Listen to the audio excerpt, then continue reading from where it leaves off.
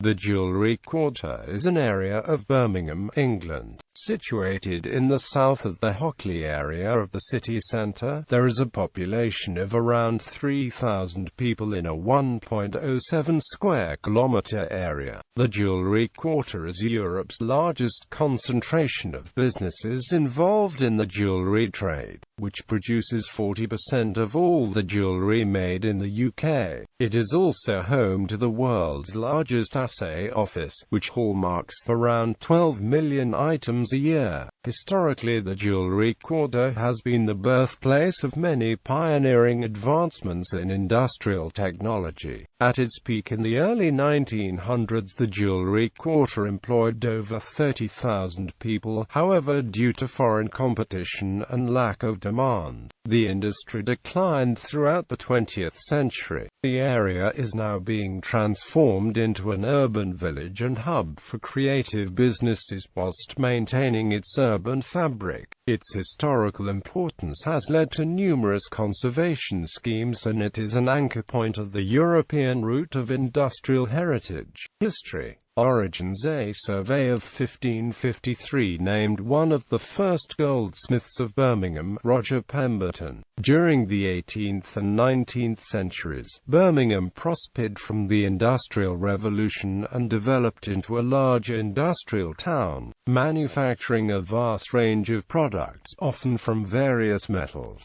Many large foundries and glassworks attracted workers from all areas of Britain. A considerable trade developed in the manufacture of gilt buttons, cap badges, pins and small metal toys. According to the Birmingham Directory of 1780, there were 26 jewellers at the time. Because the definition of a jeweller was not explained in the directory, it is thought that it may contain many irregularities and the number of actual jewellers may be lower. It is thought that by the start of the 19th century, there were around 12 jewellery manufacturing companies, employing approximately 400 people. In 1746, the Culmore family released land on what is known as the Jewellery Quarter today to help satisfy the demands of an increasing population. The largest tract of land was Newhall, which had been purchased from the Manor of Birmingham by William Culmore. In 1560, it was described as a rabbit warren, and by 1620, Newhall Manor had been constructed on the site. The large manor house gave its name to the area.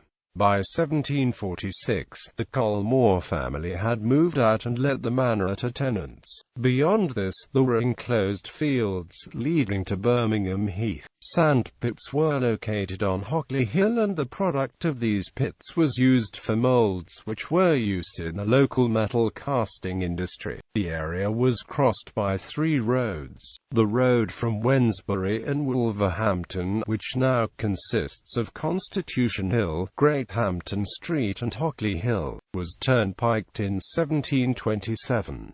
This was followed by the turnpiking of the road to Dudley, consisting of Summer Row, Parade and Summerhill Road. In 1760, when Summer Row was cut to provide a better route into the town, both roads were heavily used by traders and carriages transporting raw materials from Staffordshire into Birmingham. The completion of the Birmingham Canal in 1769 led to the improvement of these roads. Worston Lane, now Worston Lane, Hall Street and part of Icknield Street, connected the Wolverhampton Road to the Dudley Road. Ladywood Road, which is now Ladywood Middleway, was also connected to the area as a result of Worston Lane. The demand for houses declined briefly in the 1750s and began to increase again in 1759.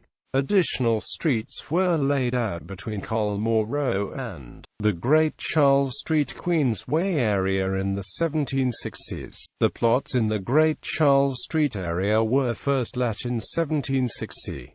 Demand for the land was further stimulated by the completion of the New Hull Branch Canal in 1772, and by the end of the 1770s, almost all of the Great Charles Street and Lionel Street area had been built up. Construction of houses continued up into the area now known as the Jewellery Quarter, and it became a wealthy residential area consisting of upmarket Georgian houses. It was particularly stimulated by the donation of 3 acres of land by Charles Cole Moore for the construction of a church. Construction of St. Paul's Church, designed by Roger Aiken, and the surrounding St. Paul's Square commenced in 1777 and was completed in 1779. Georgian houses aimed at the prosperous middle class were constructed around the square, some of which survive, such as Nos 12 to 14, which are Grade 2 listed, on the eastern side of the square. A plan of Birmingham by Thomas Hanson in 1778 shows that most of the New Hull estate had been laid out in a grid-like pattern from St. Paul's Church. The plan also showed that 2 pools, Great and Little Pool, had been filled in and the brook that fed them had been canalized. However, New Hall still blocked further development down New Hull Street. In the early 1770s, Matthew Bolton had been using the premises partially as a warehouse, and when plans for its demolition were read, he resisted them. However, the house was demolished in 1787 with only the barn left standing until Bolton's new warehouse was completed on Livery Street in 1788. Such villas that were constructed in the area in the late 18th century included Regent's Place, built in the 1770s. This was leased by Matthew Bolton to James Watt and appears to be the earliest villa in the area. Watt stayed there from 1775 till 1790, before moving to Heathfield House in Handsworth. Key Hill House was constructed in the 1780s on Key Hill for Joshua Glover, a local merchant. In 1784, Sir Thomas Gooch leased out an estate on the northern side of Worston Lane, Forestbury, and 2 semi-detached houses were constructed on the plot.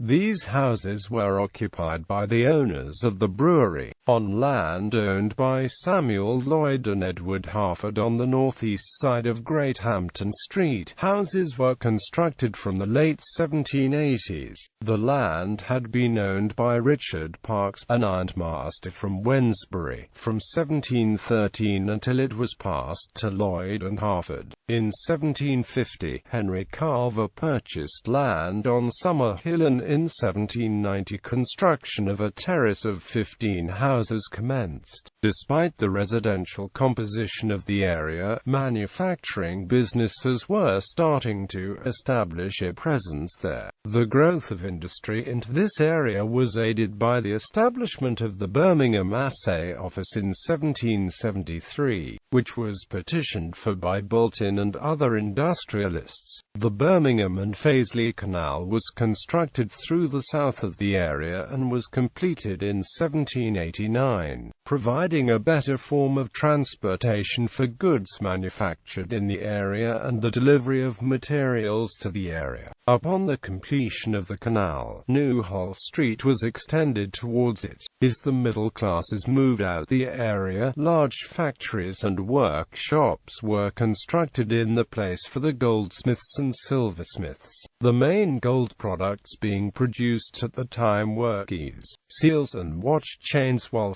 silversmiths manufactured buckles and comb ornaments using imitation stones. Despite buckles going out of fashion in society, the industry prospered. Jewelry was produced mainly in small workshops, contrasting with the large factories and mills that were constructed in England at the time. The Cole Moore family realized the potential that came about as a result of the construction of the canals, and in 1809, Caroline Colmore had a canal arm constructed from the Birmingham and Fazeley Canal to a basin off George Street to promote industrial development in the area. This was known as Miss Colmore's Canal, although was later named Whitmore's Arm. The number of jewellers in the area reduced significantly in the 1820s as a result of economic problems in the 1820s, and many jewellers were made redundant as firms decreased in size to survive. The effects were felt for the following 10 years, and Hockley only developed as a distinct quarter at the centre of the city's jewellery industry. After the mid-1830s growth, the Jewellery Quarter's output surpassed that of the jewellery trade in nearby Derby, and the products manufactured in the quarter also improved in quality. The jewellery trade in Edinburgh also declined, and by the end of the 19th century, the middle classes in London depended more on the supply of jewellery from Birmingham than from their own city. It is believed that by 1850, half of the gold and silverware products on sale in London jewellery shops had been produced in Birmingham. Although there is no definitive data, as many shop owners would not voluntarily admit where the product was manufactured, the quarter made a large proportion of the British Empire's fine jewellery. Most jewellers still worked in small workshops that would employ between 5 and 50 people. 9 out of 10 master jewellers were originally workmen. The fact that many jewellers lived alongside the workshops meant that public facilities had to be provided. In 1835, the Key Hill Cemetery was opened for burial on Key Hill on land that had once been used as gardens and a sand pen. The owners continued to remove the sand until the 1930s, as it was in such high demand and was of high quality. The cemetery was open to all. However, there was still pressure for an Anglican burial ground, and in 1845, the Church of England Cemetery Company was established. In 1848, the company bought land used for sand pits and gardens from the Gooch and Vise estates for use as a cemetery. The General Cemetery continued to expand, and in the cemetery companies bought land north of Pittsford Street from the Vise estate for expansion. However, this land was sold to the railway company in 1854. The General Cemetery again expanded in the 1890s northwards. The company purchased the site of Key Hill House, which had been demolished for the extraction of sand. The Birmingham and Staffordshire Gas Light Company was established in 1825, and they lit Great Hampton Street in 1836. In 1832, the company started offering piped gas, and by 1840, all jewellers had a supply of gas to the blowpipes. In 1824, William Elliot set up a works on the corner of Frederick Street and Regent Street for the manufacture of buttons. In 1837, he patented a method of manufacturing cloth-covered buttons and built a factory to the rear of his works which extended to Victoria Street. This was one of many purpose-built factories, with others including the Victoria Works on Graham Street, which was built between 1839 and 1840 by Joseph Gillett for the mass production of steel pen nibs. On the 28th of May 1845, a party of jewellery representatives was sent from Birmingham to Buckingham Palace with the intention of persuading Queen Victoria to wear British-made jewellery for the purpose of promoting it, and a meeting took place with the royal couple. The group gave the Queen and the Prince an armlet, a brooch, a pair of earrings, a waist buckle, a watch chain, a seal and key, together valued at over 400 guineas. All products were manufactured by Thomas Aston of Regent's Place and Mr. Ballenny of St. Paul's Square. The party claimed that 5,000 families were dependent on the jewellery trades in Birmingham. In 1846, Vise Street was constructed by Richard Howard Vise.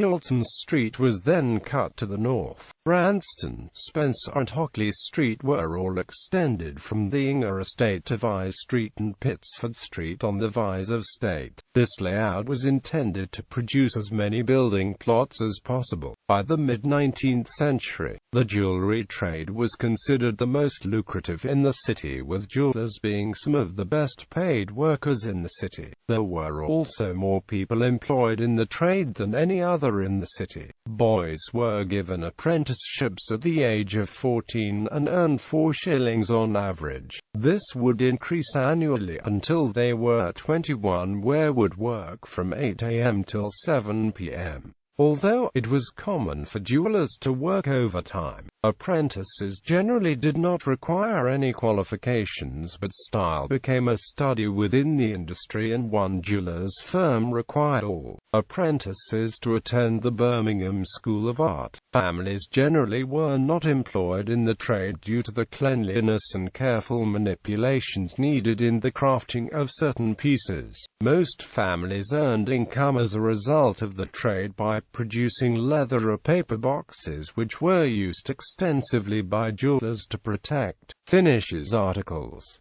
By 1861, 7,500 were employed in the jewellery trade, and by 1880, there were nearly 700 workshops listed in a local directory. The trade benefited greatly from the declining price of raw gold for the 1880s onwards. It also benefited from the development and refinement of new process such as electroplating, which was invented by George Elkington at the Elkington Silver Electroplating Works on Newhall Street. Also invented in the Jewellery Quarter was the first man-made plastic parkscene by Alexander Parks in 1862. In 1883, less than half of all silver jewellery made in Birmingham was of high enough standard to pass through Birmingham Assay Office. However, in the same year, no less than 30 tons 1700 weight 4 pounds 4 ounces of silver jewellery and 3 tons 700 weight 12 pounds 3 ounces of gold items were received, bringing the total number of articles sent in for assaying that year to over 2.6 million. In 1885, Thomas Harmon and Walter Showell wrote the Showell's Dictionary of Birmingham, in which they document that at the time of writing the book,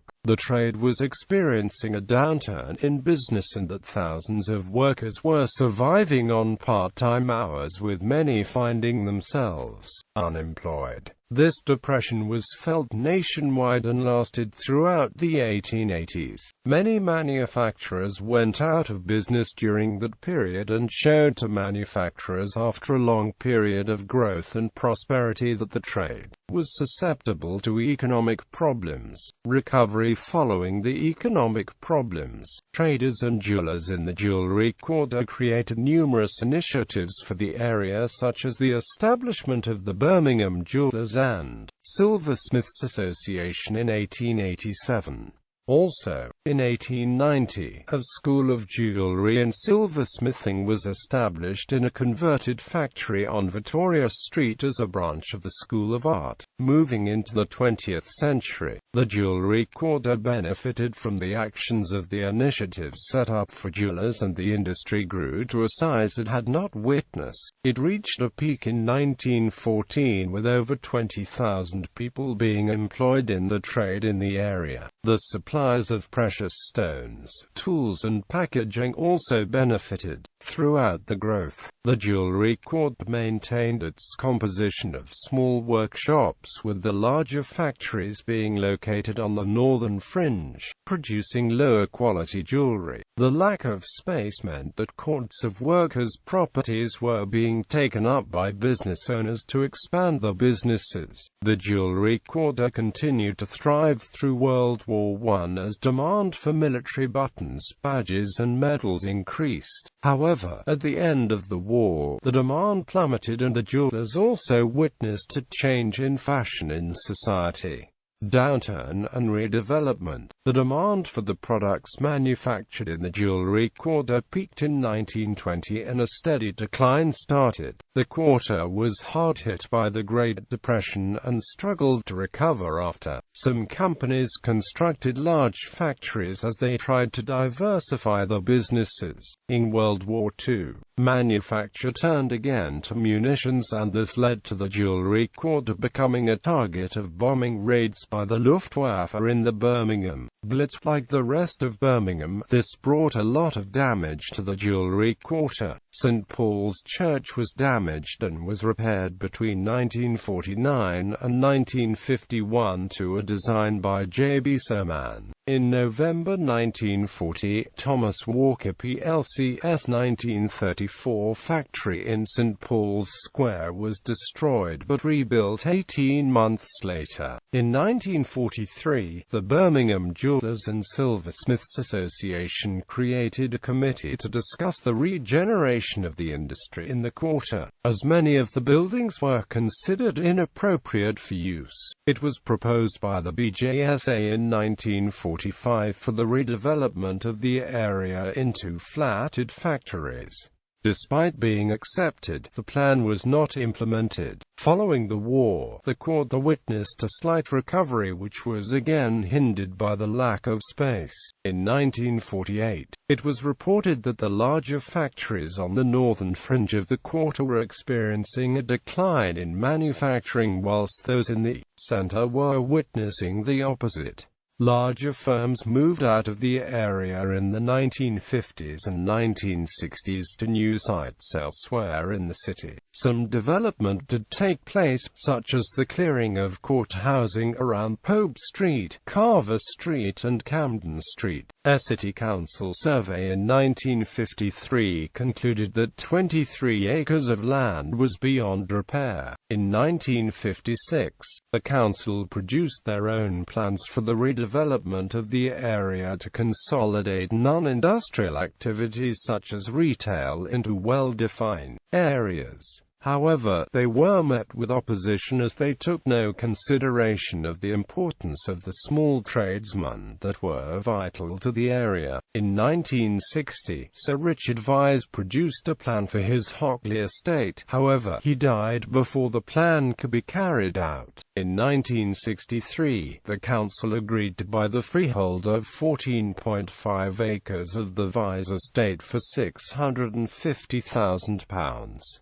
In 1965, a council scheme for the redevelopment of the area was approved for completion in 1972. The proposals included an 8-story flatted factory and 16 workshops with car parking above them, as well as a new Assay Office, School of Jewellery, exhibition hall, restaurant, office block and shop. The flatted factory, known as the Hockley Centre, was completed in 1971. The workshops with the car parking space was completed in 1978 to the north of this. The scheme was not a success, as there were complaints over the higher rent prices, and many of the 150 firms that were displaced by the development moved elsewhere in the quarter. As a result, the council abandoned the plan to progress further with the development and said there would be no more large-scale redevelopment in the area. Another development pioneered by the council was Sir Herbert Manzoni's Inner Ring Road and Middle Ring Road. The Inner Ring Road split the New Hull Street through a road widening scheme at Great Charles Street, whilst the Ring Road had no major effect on the core of the Jewellery Quarter. The immediate land adjacent to the Queensway was bought up by large businesses who constructed large office blocks alongside the road. The Middle Ring Road bounded the Jewellery Quarter to the west and to the north and severely restricted the expansion of the Jewellery Quarter in the post-war years. The industry has continued to decline, although has remained throughout the post-war years. This has been a result of lack of demand combined with foreign competition. In 1965, 8,000 people were employed in 900 firms, but by 1985, this had reduced to 4,000 people in 600 firms. The average life of a firm in the 1980s was 2.8 years, which meant that the leasing of space in flatted factories was impractical. A report by consultants Siegel Quince Wickstead noted that since 1981, the council had provided a lot of support for businesses in the area and improved the environment. Schemes to regenerate the area have been implemented, such as the designation of Industrial Improvement Area and grants being awarded by English.Heritage for the repair of historic buildings. Over 300 buildings were upgraded, leading to private expenditure of over £6 million. In 1987, many more physical changes were realized, such as a completion of the first new housing in the area for a century, as well as the opening of a wine bar. A housing association converted a warehouse in St. Paul's Square into flats. Anvic House was refurbished into workshops, whilst one firm converted the premises into an advertising agency. However, by 1998, over 25% of the industrial establishments were vacant and only 3% of the area was occupied by families. On the 5th of November 1998, the Jewellery Quarter Urban Village Framework Plan was adopted to use mixed-use development to promote regeneration in the area and establish a community. The Urban Village Framework Plan was produced by a team of consultants led by area.The Limited, who were commissioned by Birmingham City Council, Urban Villages Forum and English Partnerships in November 1997. The plan recommended that the council work with English partnerships and the local businesses in the area. As a result of the recommendations, the Jewellery Quarter Urban Village Regeneration Partnership was created, with the partners being Birmingham City Council, Advantage West Midlands, Groundwork Birmingham and AMP Solihull. The Jewellery Quarter Association, British Jewellers Association, Birmingham City University School of Jewellery, Business Link, the Developers Forum, Jewellery Quarter Community Web Residents Forum. The partnership meet twice a year to discuss progress made under their Charter of Renaissance. The aim is to transform the area into a hub for creative businesses along with facilities for people to live there. One of the initiatives being used in the area for creative businesses is the loaning of free display cabinets to businesses. However, residents and employees in the quarter have criticized the council's lack of progress in developing the Jewellery Quarter into a hub for creative businesses. In April 2008, the Neighbourhood Forum published a manifesto named Time to Polish the Gem in an attempt to draw attention to the issue. Manufacturers in the area have also complained that the rise in rents have made it difficult for them to remain. These complaints were published by the Jewellery Quarter Association. Conservation. The historical importance of the Jewellery Quarter was recognised by Birmingham City Council and English Heritage in the 1970s. In 1971, 4 years after the Civic Amenities Act, which allowed the designation of conservation areas, St. Paul's Square Conservation Area was created. It was recognised as Birmingham's last remaining Georgian square and an example of late 18th century urban planning in Birmingham. In 1975, it was extended to include the Assay Office on New Hall Street. In 1980, the Jewellery Quarter Conservation Area and the Key Hill Conservation Area were designated. The St. Paul's Square Conservation Area was extended in 1992 to take in the blocks around the square and approach from Ludgate Hill. The Key Hill Conservation Area was extended in 1994 and the Jewellery Quarter Conservation Area in 1996. In 1998, English Heritage undertook a survey of the entire Jewellery Quarter by documenting all the buildings in the area. They publish a report as the Birmingham Jewellery Quarter Urban Village, an architectural survey of the manufactories 1760 to 1999, in September 1999, which concluded that the Jewellery Quarter is a historic industrial area with international significance. As a result of the report, the three conservation areas were merged to form the new Jewellery Quarter Conservation Area in September 2000. Birmingham City Council and English Heritage agreed to jointly fund a character appraisal and management plan. Also, as a result of the report, a recommendation for the statutory listing of 106 buildings was made, which was approved by the Heritage Minister Andrew Mackintosh in 2004.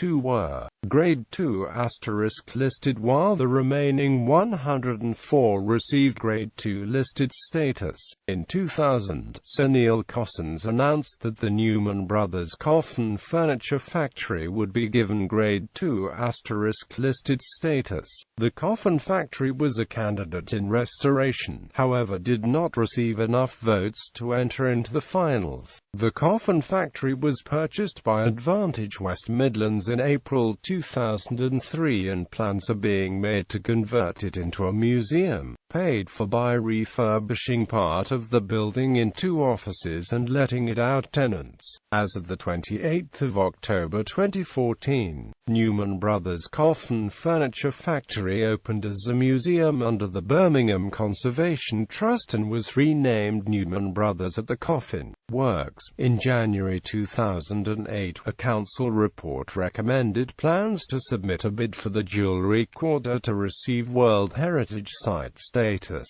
The area would have to be recommended to the government